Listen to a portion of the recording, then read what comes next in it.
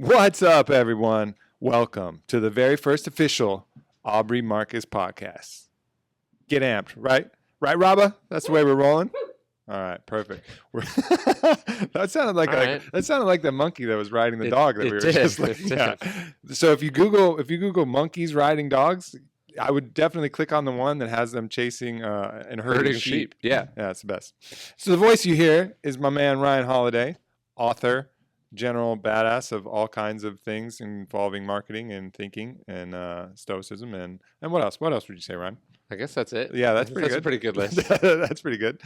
So yeah, first ever Aubrey Marcus podcast. I think I'd take a chance to explain that. Warrior poet was a concept that I came up with like 10 years ago. And for me, it was about the balance of opposites, the warrior and the poet, the yin and yang and the kind of the balance between those.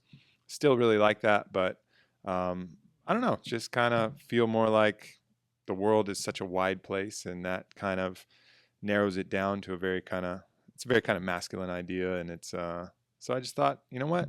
I want to talk about anything, whatever. Plus, you're the star now. You got to put the name out there. I don't know about a star, but I have some ideas every once in a while. I figure a few things out and realize how much more I have to figure out.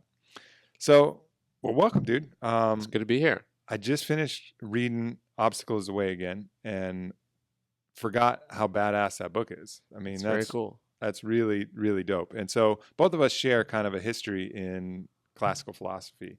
And so I got to read, I was a classical civ major in school. Really? Yeah. And philosophy double major. So that was my thing. So I got, indoctrinated into that kind of school of thought, both the Stoics and the Epicureans and all of the different people. But the way that you kind of drew all of the analogies through Stoicism was really the best treatment of that topic I've ever heard of. Well, thank you. Well, not as good as the originals, right? Like what I think is really cool about Stoicism, and I tried to say this in the book, is if you want to know what Stoicism is, you can't go wrong, and there is no more accessible form of philosophy than Stoicism, right? Like it's as simple as it gets. It's as straightforward as it gets. It's none of the things that you would think about and be intimidated by if you were going to engage. Super practical. It's designed to solve the problems of life.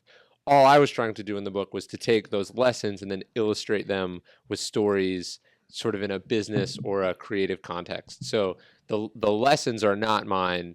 The research, I guess, would be my contribution. Mm-hmm. And that's one thing I really appreciated, because obviously Robert Greene is one of my favorite authors of all time. And it has a little bit of that similar flavor as you'd find in 48 Laws of Power, where it's concept and then badass story explaining how that concept made sense in somebody else's life that you're familiar with. Yeah, well, I mean, that's where I learned it from, obviously. And I would also say that some of the examples are research, because I was Robert Greene's research assistant for a long time. Some of these stories are stories that were rejected by Robert Greene, but I still really liked. So, how are you going to reject Abe Lincoln and his melancholy? Yeah, he didn't see that one. But I'm trying to think of an example of something I used. But they would. I would go like, Robert, I think this story would work. And he'd say, that doesn't quite illustrate what I was trying to say.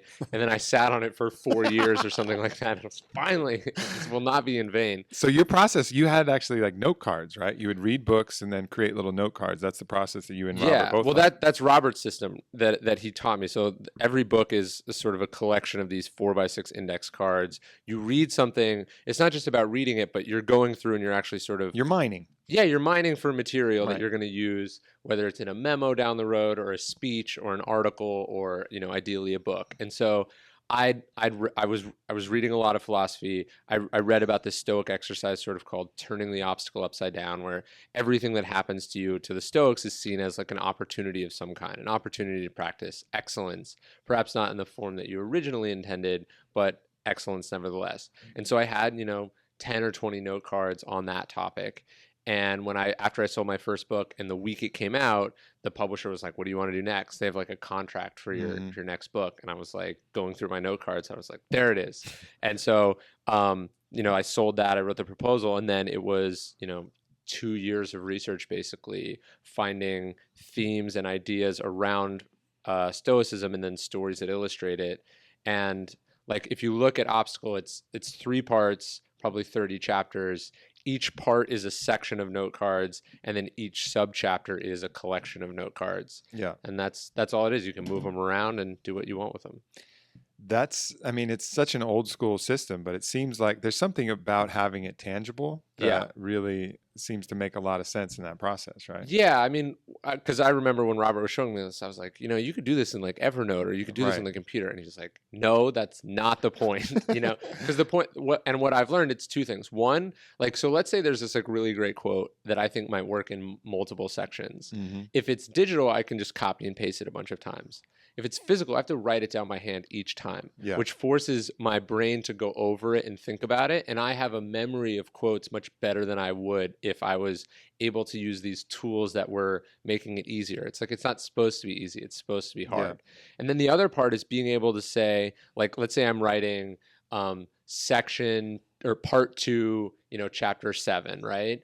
I'm working on that, and then I have these note cards that are extra that don't make sense. I can physically pick them up and say, you know what, like this one will go here, this one will go here, this one will go here, and I actually keep them in these boxes. They're meant for storing like old photos, and they've stopped making it. Like I've been using them for 3 or 4 years, and they finally stopped making them. So I had to buy 10 of them on Amazon. I spent like $1,000 buying these out of print photo boxes. If anybody is hoarding these boxes, you can talk to Ryan and Robert. Wait for them to be really desperate. They're the worst. They're called cropper hoppers, which is like this thing that means like so much to me. It's got like the lamest name that I could possibly think of. Yeah, your treasure of cropper hoppers, like your house gets on fire. Like, save the cropper hoppers, please. So 2 things have happened. So one, my house got broken into about 2 years ago. Nobody took the cropper hoppers. Well, Great they didn't. defense. But that was the first. It was like, you can steal anything you want. Just like, please don't have stole like 10 years of researching these cards. And they didn't steal it, right? But they destroyed everything in my house. And so I'm rude. I mean, You're stealing shit anyways. Why you gotta break shit? Yeah, fucking criminals. It was the worst. And so I'm going through like the wreckage of my house basically, and I take the cards and I like set them on this thing, and I'm like cleaning up, and thank God they didn't steal the note cards. And then I turn around and it's like a fucking cartoon. I just run right into it. They fly everywhere. I have to individually I almost would have rather they stole them than me have to individually reorganize all the note cards. So there's some upside and some downside to your note cards plan. Well, what Robert and I figured out, this is a bridge of technology. He was telling me that he was so scared of losing them, and I was too. So he found this cool scanner that scans them very quickly, and then we ended up hiring people on TaskRabbit to go through. And so now they're all digitally archived, but I've never looked at the archive. It's just in case like there was a fire or something. Yeah, I think that, having access to those important sections of a book is like really vital. Even if you're not planning to be a writer, just having access to those thoughts so you can go back, and because you tend to forget a lot of what you read in a book, so be able to go back and just see the highlights and the notes.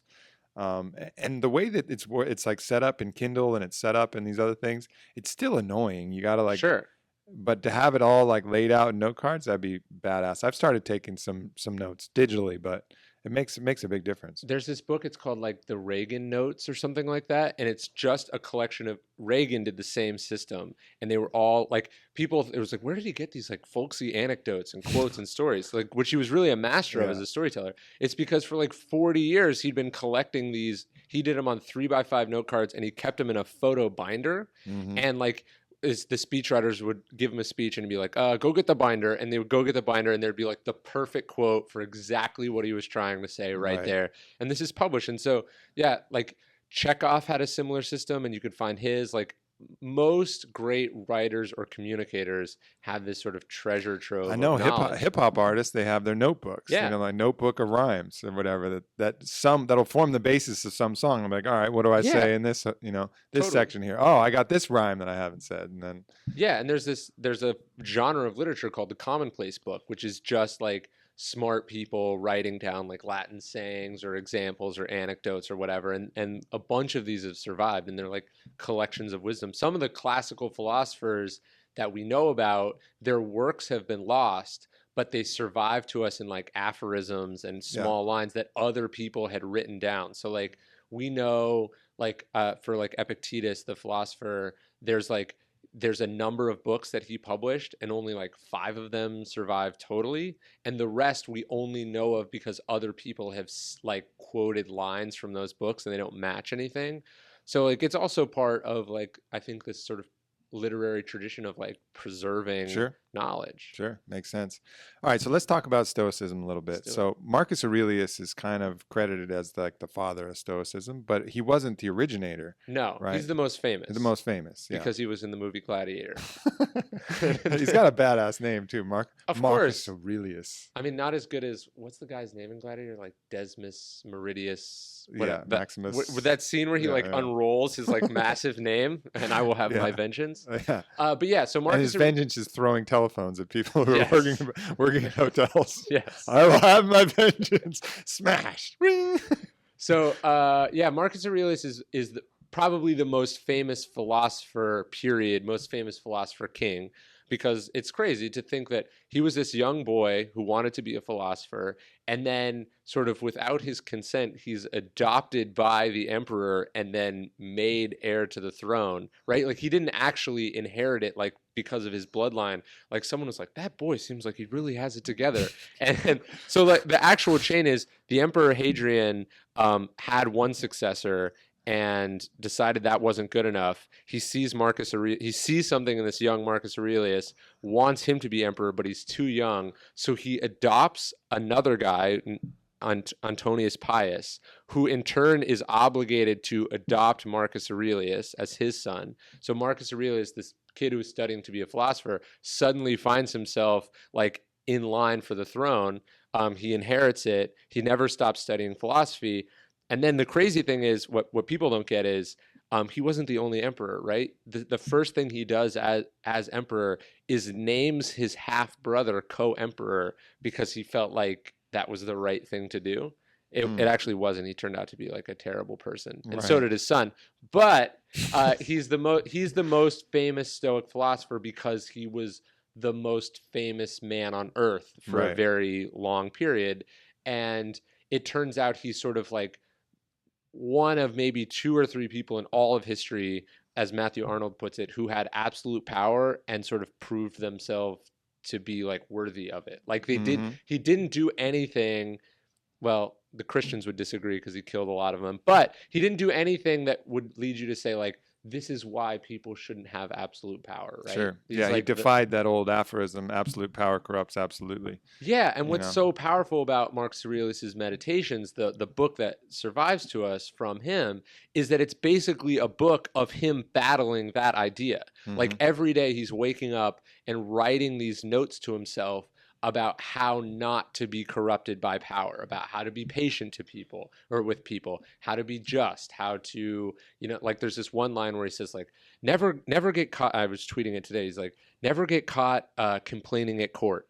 And it's like, this is the most powerful man in the world reminding himself not to complain about his job in which he can literally kill anyone, buy anything, do anything. And so it's this total historical anomaly, which I'm just in love with. Well, it's funny because people look at people like Marcus Aurelius, Emperor of Rome, he had it fucking made, but that's a hell of a challenge too. That's a hell of a mountain to be on top of there. Yeah. So that is both the greatest boon of the universe and like the greatest obstle as well. Sure. I mean look at Obama's hair from 2008 to 2009, right? Look at any dictator, right? It's not a pleasant life. And I think what you say is like, okay, if this is helpful to someone who literally had the world resting on their shoulders, how can it help me with whatever I do, whether I'm a writer or I'm a business person or I'm an employee or whatever? And you see, like Bill Clinton rereads Marcus Aurelius every year, and so have a number of really interesting historical figures, because it's like, it's the only man, like when the president writes his memoirs, he's not writing it to help other presidents, right? This is like the only book that's designed specifically sort of for the burdens of responsibility and command. Yeah. Well, because the challenge is the magnitude is just greater. But as you said, it applies to everybody. I mean, I really got a lot out of reading this recently, because after you go through reading your book, it's like you start to look at every little thing that annoys you as like, oh, okay, cool. What's that obstacle? Like, what can I learn from that? Sure. Instead of like, it completely reframes the whole concept of these things like being misfortunate. You know, I had a famous quote from Castaneda, who's a crazy fuck, but I still like his quotes. And it was, to the ordinary person, everything is a blessing or a curse. To the warrior, there are only challenges. Yeah. You know, which is very much a Stoic Totally. sentiment there, that everything that you look at, it's not like, oh man, I can't believe this happened today or blah, blah. It's just like, okay, this was a challenge. Cool. How can I use that to test myself? How can I make that the grindstone in the heat to sharpen my sword? Totally. I mean, I think that brings two things for me. So one, the other most famous Stoic is Epictetus, who was a slave. And Marcus Aurelius had a teacher who was a student of Epictetus, right? So Marcus Aurelius learns Stoic philosophy from the lecture notes of a former slave. So it's just like, it'd be like if Abraham Lincoln had been taught by Frederick Douglass or something like that. It's just totally insane, right? You should start that rumor, dude. I should. They were friends. They did meet on several occasions. You should. People love that. People love like it's actually like, and I'm not trying to be racist at all. It's like actually like a literary thing, like the mystic Negro. The mystical Negro. The mystical Negro. It's like a thing. Yeah, right? It's like the hooker with a heart of gold. Right. It's like you just insert that into a story, and people are like, oh yeah, for sure. No, so he learns from this slave. So it's like on the and he was a slave, and he'd been banished by another emperor. Right. This is Epictetus. So it's like so fascinating that like you have this philosophy that on the one hand is for like the greatest misfortune you can imagine, and then the greatest fortune you should imagine. So it's this like totally resilient sort of idea. And I think that goes to what you're saying, which is, since I sort of came upon this idea, like, because obviously Stoicism is much more than just the idea of like turning obstacles into opportunities or you know, turning obstacles upside down. I've yet to find a situation in which applying that approach, the Marcus Aurelius quote is, "The impediment to action advances action. What stands in the way becomes the way." I've yet to find a situation in which that does not apply in some form or another. Sure. That you can't think about it and it doesn't at least make things easier or make things easier to bear, right? Yeah. Ideally, it opens some door that allows you to do something awesome, but at the very least, it allows you to go like, this sucks, I'm going to suffer through it, and at the very least, I'm going to have some experience suffering through something I can't change, and that makes me better. Yeah, it kind of goes to that idea that pain is inevitable, suffering is optional. You know, Yes. like it doesn't mean that, you know, when you're listening to this, doesn't mean that you're out there looking for bad shit to happen so you can make them obstacles. It's just inevitable. Weird shit, bad shit is going to happen. And then taking this kind of Stoic approach is going to turn that from this misfortune that you're going to layer suffering and all this mental anguish about, and just deal with it and say, look, this is my burden to bear, and what can we do to make it better? And then all of a sudden, that very change of your mentality is going to make it better, like literally make it better, because how we think about things has such a dramatic effect on how we actually experience it. Yeah, I mean, so one of my favorite writers is Viktor Frankl, who wrote Man's Search for Meaning, who he was in 3 different concentration camps in World War II as a Just as taking a Jew. a tour. Right. He's like, I want to see the other one. Yeah. It's just not like, enough. what you got going on over there? Oh yeah, that sounds horrible. So like his philosophy, or it's actually a school of psychology, is called logotherapy, and that's based on the Greek word, the Stoic concept of the logos, which is a sort of meaning or force that animates life. And like for him, like one of his sort of 3 principles of life is like the ability to find meaning in our suffering. Like, because suffering, you're saying it's not inevitable, but he's saying bad shit is inevitable in life. Right. And if you can't figure out how to find meaning from that, you're screwed.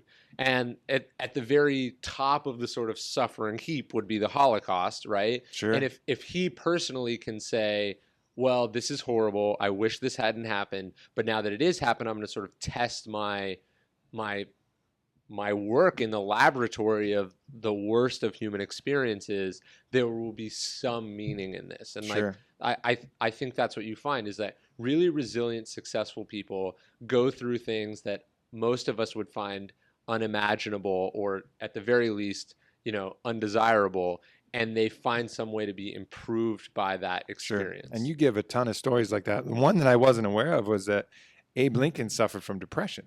Like horrible depression. Like horrible depression. Like gonna put a gun in his mouth depression. Yeah, like multiple times considered suicide depression. But then, you know, really he credited that for his compassion, his empathy, so many good traits that we know about Abe, he credits that to this suffering that this pain that he had to bear, I should say. Yeah, or at the very least, we think he's this like funny, humorous guy. Right. As you know from like comedians, like that sense of humor comes from their processing and dealing with the shit hand that they've been dealt in life. Yeah. And so, yeah, I think you see with Abraham Lincoln, this guy that went through this horrible experience, sort of came to terms with it, and then was able to say, okay, the Civil War is a horrible experience. I know what to do here. And it's what made, like, if you were trying to pick the guy that you would want to lead America through a succession crisis and a war, you probably wouldn't pick a gangly weirdo who had no political experience. His military experience was essentially a joke. Right. But No. you definitely wouldn't pick Abraham Lincoln either. And yet he did an amazing job because he had this sort of inner fortitude that came from his sort of philosophical approach. Yeah, no doubt. And then other famous people, I don't know if it was in your book, but I know JFK had massive immune problems. Yeah. Like his really. like daily life was like crippling pain. Yeah. All of these people that you look at as these like resplendent heroes, these like knights in shining armor, had major burdens that they were bearing. Yeah, I mean, always. Theodore Roosevelt's idea of the strenuous life, we have all these like inspirational quotes from Theodore Roosevelt. He had crippling asthma as a boy, like to the point where his parents not only thought he would die, they thought the only solution was when he would have an asthma attack was to force him to smoke a cigar. Like, so they would sit this little That's boy, so gangster. They would sit this little boy up and force him to smoke a cigar. And that was supposedly going to clear like the problems with his lungs. And at a certain point, his father sits him down and he's like, look, Theodore, you're very, very smart and you have very big goals, but it's not enough to be very smart. You have to have like the body to contain that, right? You have to have the body that backs it up. And you can go like his townhouse is there in Manhattan. You can see the porch that his father built his like personal gym for him. And like the strenuous life is a reaction. The quote from Theodore Roosevelt is like, you have to make your body. And it's this little boy. He's like, I will make my body. And that's what he did. And he becomes this super strong man. And our image of Theodore Roosevelt as like a pioneer rancher type came from the fact that his mother and his wife died on the same night in the same house. And there's this diary entry. How did that happen? She died of one disease and his wife died of another disease. Fuck. At the same time. And he runs in, he gets there, they die within hours of each other. And his diary entry is like an X for that day. And he just wrote, the light has gone out of my life.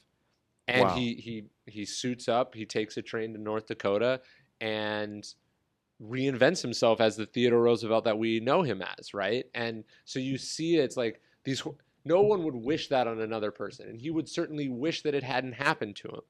And he would have wished for it to go away. But none of those But what are things you going to do? What are you going to do now? What's he going to do? And what he did was, change the world. One of the things that I would talk to Joe Rogan about, and I didn't really fully grasp, a couple of years ago, but now I get it 100%. I would lament about the way that society has become and be like, religion retarded this way and this thing. And I'd have all these things. And he's like, you know what, man, but we're here and we need this resistance. Like, if we're really going to make some shit happen, we need all of this bad stuff that's going on in the world as the obstacle, basically, so that we can overcome it, so that we're strong enough. It's like, if everything's too easy, it just kind of floats in this listless way. And society as a whole, not just each person, but society as a whole needs these opposing forces. And I thought that was really wise of him to kind of identify. It is. I think what the Stoics would also say is whatever you're fucking complaining about, it's way better than it ever has been before. Right? Like, yeah, wouldn't you? Totally. So you go back like 500 years, the same problems are there. People are closed-minded, stupid religious stuff, wars, inability to compromise, all these same things. stuff, just add slaves, add burning witches at the stake, add the plague. And the fact that no dentists. You could get a cut on your finger and you would die a horrible, agonizing death a few weeks later and not know why. Right. And chances are like 50% of your children would die in childbirth and like all these other. Totally. And that if you wanted to go from here to 200 miles away, that was like a several day journey. All these other horrible things that have gone away. And it's like, people then knew what to do about that. Yeah. And the stuff that we're dealing about now. So like what I always say is like, you got to think about it this way too. It's like you are the legacy of the people that got through that horribleness by nature of the fact that you being here are your ancestors. So clearly our species has the capacity to get through horrible shit, or you and I wouldn't be here. And yet, we sit around and think that like things are bad because, a plane crashed and we can't figure out why. And it's like, 50 years ago, lots of planes crashed. And 50 years before that, there weren't any planes. Like it's way better now. This is way better. Right. Yeah, no doubt. I think there's so many different ways that you can kind of take a look at that. And that's really what I love. Like every little thing now, like let's say you're not sleeping, right? Like you can't sleep. All right. Well, use that as an obstacle to figure out what is going on. Like every little thing that's going on, it's a symptom, right? Yeah. So then track that. Don't be like, man, I just can't sleep, blah, blah, blah. Like track that motherfucker. Like, all right, what's going on? You got an inflammatory process. You have something with your melatonin, your circadian rhythm cycle. Like track that. Like keep going and be like, all right, thanks fucking body, universe, for letting me know I can't sleep. To do that. Like for me, I get this annoying eye twitch every once in a while, and finally I was like, what the fuck, man? I got to track this. So I'm tracking it back. All right, I got to improve my mineral intake. I got to decrease my stress load. It's like every little thing, instead of it just being an annoyance, like use that. Right. Yeah. And it's like if someone is it's not just like your body, but like someone's treating you shitty. Okay, what is it about? Like, I can't control that, but I can control whatever messages I'm sending to the world that says it's okay for me to treat me this way. Or I can say, why am I surrounding myself with these people? Like everything you can do, everything that happens to you, you can put through this filter and then say, okay, this is what I like. This is what they teach addicts, right? The courage and wisdom to know the difference between the things you can change and the things you can't change, and to focus only on the ones that you can and to accept the ones that you can't. Yeah. And, that is also the opposite of that is a recipe for insanity, right? It's to focus on the things you can't change and to hurl yourself against them is miserable. As you say, you'll make your own life into a hell rather than a heaven. That's the choice we all have. That's another interesting thing too. Like every little thing that bothers you. Like I remember I made an Instagram post, right? And I'm used to people talking shit. It's just part of the fucking game. And I'm really comfortable now. At first I freaked out like 4 years ago and I wasn't ready. So I make this Instagram post and some people are talking shit. And it was this post of me like hitting mitts with Danny, just having fun. And people are talking shit and it bothered me and I wasn't used to it. And I was like, what about it? And then so it was just when I was reading your book. So I was like, okay, cool. Like this bothered me in this instance for some reason. And so I tracked back to some like insecurity about my fucking boxing skills or something. I was like, oh, okay. So there's this little devil that's still inside there. Yeah. It's like, let me look at that. Let me track. Okay, I got that. And then I was able to process, like, see where that came from and, like, understand why it bothered me instead of just being like, man, fucking people are assholes. I was like, okay, cool. Thanks for doing that. Because obviously I was carrying this little insecurity that's unnecessary, something buried in there that hadn't been tickled in a while that I would have just carried along without knowing about it until someone, talked the right amount of shit and it just opened it up for me. And with that philosophy, you can just take that as like, yeah, thanks, motherfucker. I appreciate that. Yeah. The nice part is like haters are always going to be honest. They might not be right. They're going to be honest. Yeah, exactly. You can learn so much from that. Sure. And that's another really important lesson of this is, they're like almost some of your best teachers. Sometimes they're totally off, but then you can track your reaction to them and then learn more about yourself if they're totally off. Like, how does it treat... Like if someone calls you something that totally doesn't fit with you, like you're not insecure about it at all, like you're a zebra, and you're just like, that doesn't bother you. You're like, I'm not a zebra. I'm fucking certain you're a crazy person. But if they're like, yeah, but you're not good in bed, and then all of a sudden you get all weird about it, like that's like an insecurity that you got to just get over that shit and like track that back and be like, hey, I'm cool with it. Like, so whatever they say that like gets you all weird, like do the internal work and get over that. Yeah. Like one of the best pieces of advice I ever got about writing was like, when someone tells you something's wrong, they're always right. When someone tells you why it's wrong, they're always wrong. So it's like they're pointing out some problem And then that's where you listen up to that point. And then when they're like, but what you have to do is this, and this. Yeah, go fuck Chances off. are they're probably totally wrong. But something is rubbing them the wrong way, and that's helpful. Mm-hmm. And like that's sort of what Robert Greene says, right? One of the laws of power is beware of friends, make use of enemies, right? The idea is that you can make use of this negative energy that's being directed towards you, or this at least there's a certain honesty or clarity of motives with the people who are working against you, and you can figure that out and you can use it in some way. And that's a very Stoic idea too. It's to say like, look, these people are acting the way they are because that's who they are. There's gonna be like, there's a quote from Marcus Aurelius where he's like, oh, this person is acting shamelessly. Did you ever think that there would be a world without shameless people? No. Well, this is one of those people. Like, they're doing their job. You know what I mean? Right. And so you're just supposed to say, this is what they're doing. This is what I can learn from them. This is what I can take from that. Even if what you're just taking is, that's a good reminder of never be like that, because that's what it looks like. Yeah. And I think having this code, because you're not always going to naturally take that in. Like some of it's going to have to be a mental override until you get really good at it. Like, and even then, probably even for Marcus Aurelius, there'd have to be these mental override moments. Like when his friend revolted. Sure. I'm sure his initial reaction was like, I'm going to fucking light him up.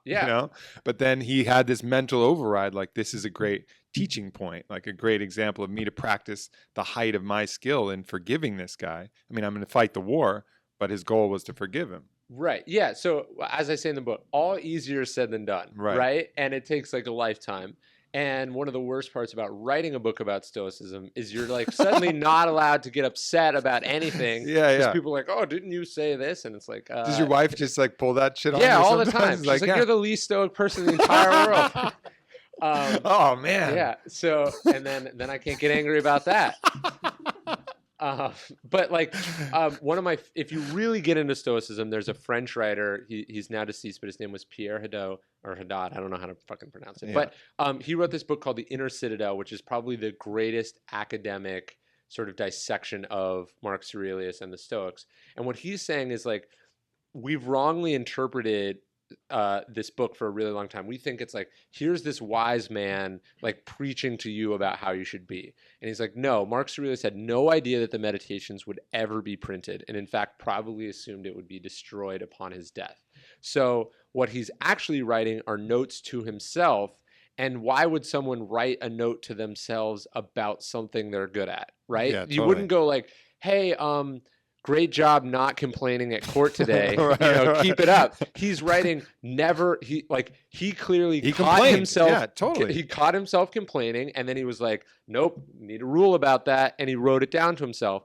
And that's another, like, the main academic criticism of Stoicism has been that it's repetitive.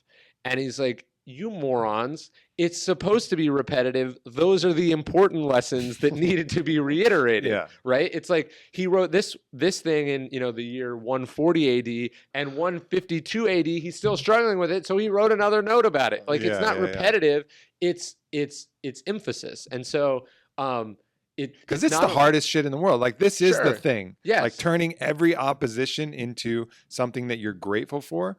That's the fucking thing. Especially when those things get increasingly bad or frustrating, right? Like, it's like, hey, someone cuts you off in traffic. Okay, how do I not get mad about that? Now, my business partner has stolen all my ideas and started a rival company. Yeah. That's where it suddenly becomes a little bit harder to apply, but that's where you're going to get the most mileage out of it. Totally. All right, so let's switch gears a little bit, because I think one part that Stoicism doesn't cover, which I think Epicureanism has a kind of cool idea, is like sometimes you need a break. Sure. And it's like you got some leisure. And Epicureanism was born of, in the Roman upper class, they had fucking tons of time. Yes. And they had not shit to do. So slaves did all the work. Slaves did all the work. They didn't have like jobs. Right. So they just had villas and a ton of time to kill. Mm-hmm. And they were trying to figure out, like, how can I get the most pleasure? And so hedonism and Epicureanism kind of split off as two answers to that, right? Yeah, although I think it's really interesting because, like, Stoicism and Epicureanism are sort of coming at about the same time with similar people with similar backgrounds. And we now think that they're these rival schools of thought, but they really weren't. And like, Seneca, one of the famous Stoics, quotes Epicurus all the time. Mm-hmm. And to the degree that we think Stoicism is about like gritting your teeth and bearing the shittiness of life and being depressive, we also misunderstand Epicureanism as like just pure pleasure seeking. Pure pleasure and orgies and ecstasy and excess and all those things. It was really about like, I think Epicureanism, Stoicism is like, okay, how are you resilient for a life that a world that you don't control? And Epicureanism says, how do you have as much happiness in this brief life that you're given? So it's essentially the same understanding of the world with a slightly different emphasis. And one of the things that I push back on too, and this is pretty clear in the Stoic literature, is that they're not saying you shouldn't be happy and you shouldn't do pleasurable things. This is the way to happiness. Yeah. Right. But it just doesn't describe a lot of leisure. Yes. But the Stoics I think the Stoics would also say, I don't need notes on leisure. Yeah, I don't need a note. I'm good at that shit naturally. Right. That's the natural part. You don't need, like, joy comes naturally. Right. Resilience maybe doesn't. And so that's what they're talking about. But I love Epicurus too. It's this idea of how can you not become addicted to pleasure but also enjoy it while it's in front of you? Because I think a lot of people make missteps in this pursuit of pleasure, Sure. like, and there is a lot of parallels there, I think, for sure. I mean, so Epicureanism is basically you want to maximize pleasure and minimize the damage and the downside caused from that. So if drinking to excess gives you a little bit more pleasure, but then you have a bigger hangover at the end, they're like, cut that shit out. Right. Like maybe every once in a great while, so you can push the boundary a little bit. Right. So it's like moderation in all things, including moderation, was kind of like a lot of the philosophy as far as I understood it. So mostly it was just spending time with your friends, reading, sitting out in the garden, enjoying food. And every once in a while you have a fucking rager. Sure. Yeah, no. I think that's a good way to put it. And nothing illustrates this to me better than like the concept of cheat days.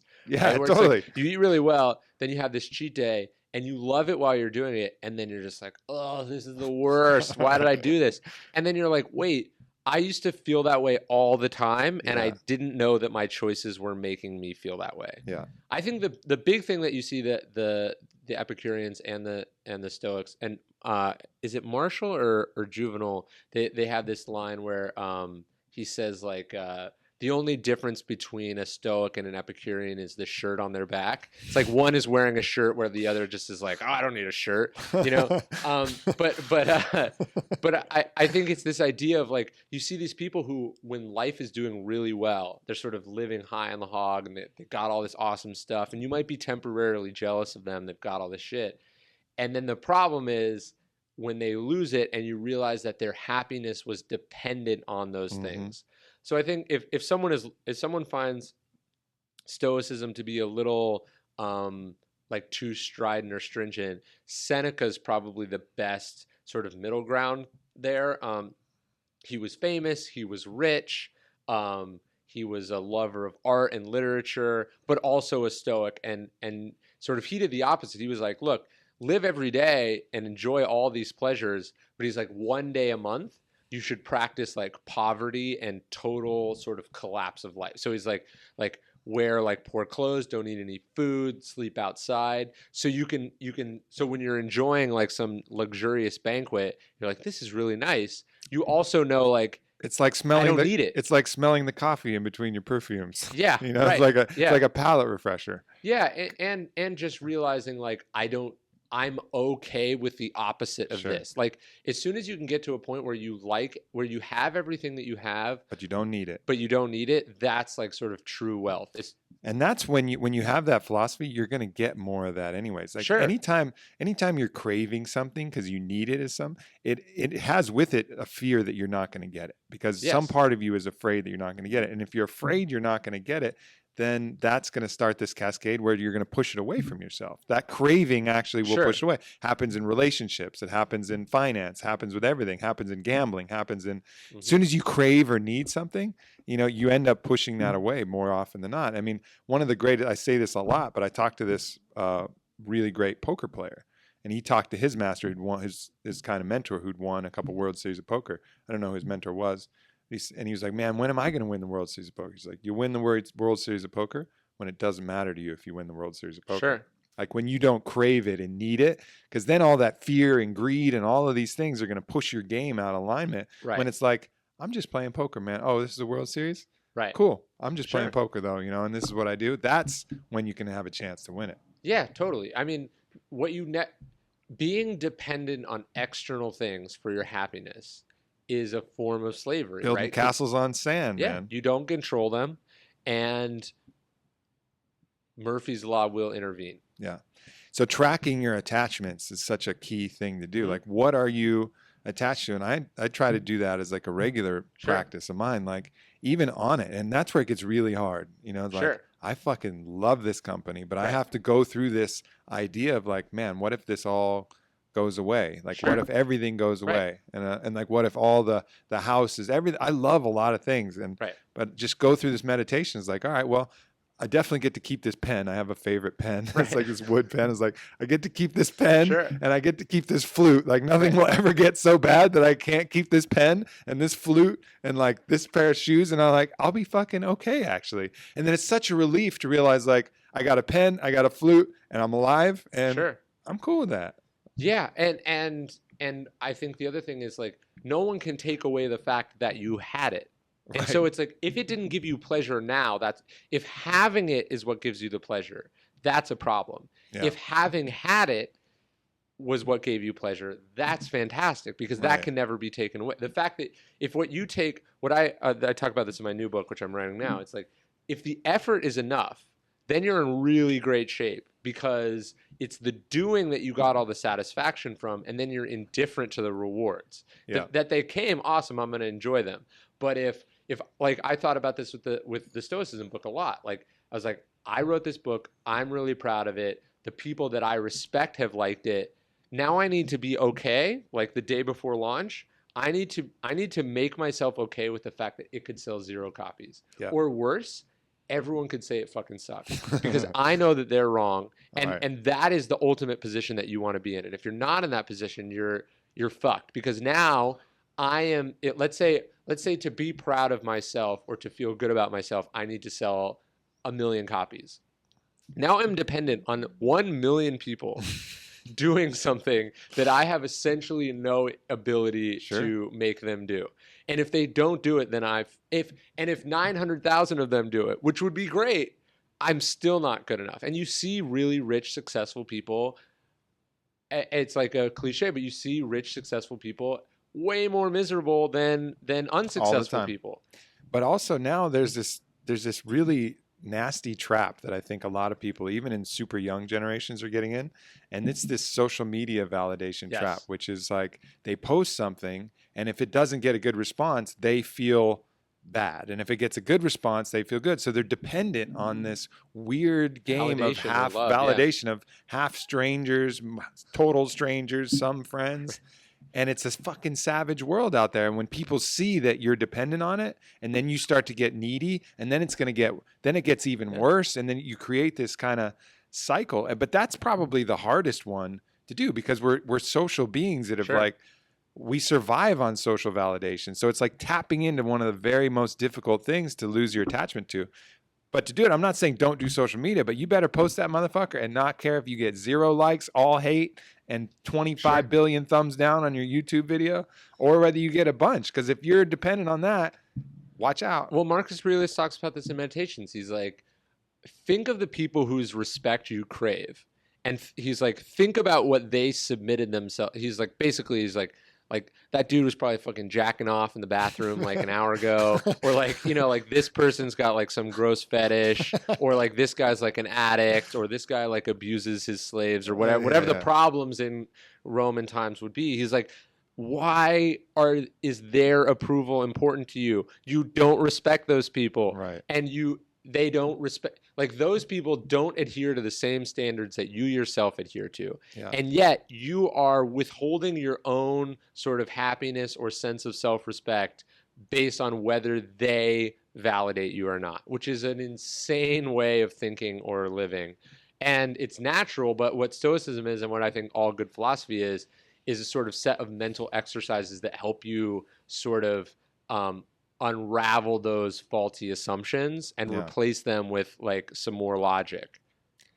It's I mean, I think our education system is so ridiculous because you learn all of these fucking stupid skills like Sure. long division and Right. shit, Cursive. and fucking asinine things. Right. But like how to prepare somebody for life. Okay, let's teach them Stoicism. Let's teach them Epicure. Let's have them read Bertrand Russell and, Right. let's have them read Blake and all of these Yeah. different people, like people who are pragmatically approaching the most important shit is like something that nobody gets exposed to. It's fucking madness. Well, and that's what I always think when I find someone who like doesn't read. And then they're Yeah. like complaining about some problem that they have. And it's like, you know that for 5,000 years, we've had oral and written traditions that are specifically designed to help you with whatever problem you're facing.